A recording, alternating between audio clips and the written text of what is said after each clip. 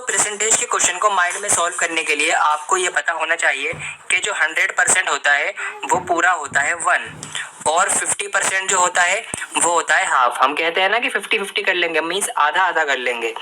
और 25% होता है 1/4 यानी चौथा हिस्सा, और 10% होगा 1/10। 5% क्या होगा, 10 का आधा होगा, 5% निकलेगा इस तरह से 1/20।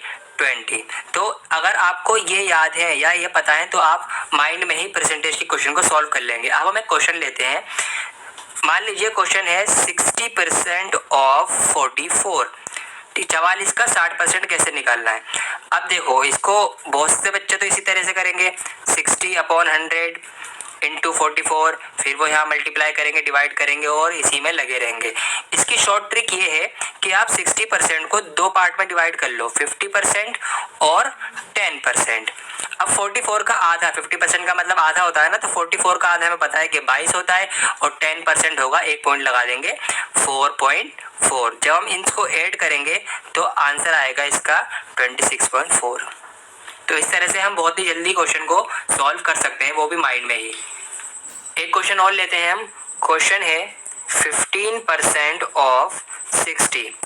इसको शॉर्ट ट्रिक के साथ में कैसे करूंगा, इसको दो पार्ट में तोड़ लूंगा, 10% में और 5% में। अब 60 का 10% होता है 6 और 5% 10 का आधा होता है, यानी 6 का आधा 3। दोनों को ऐड किया, आंसर आ गया 9।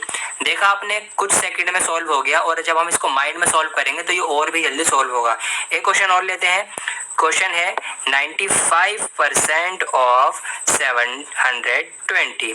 इसको मैं किस तरह से ब्रेक डाउन करूंगा, इसको मैं 100% लूंगा और माइनस के 5%, मतलब इसके पूरे 100% में से इसका 5% निकाल लूंगा। 5% निकालने के लिए मैं 10% निकाल लेता हूँ।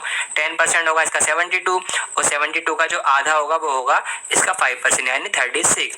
तो जब इसमें से 36 में माइनस करूंगा तो आंसर आ जाएगा 684।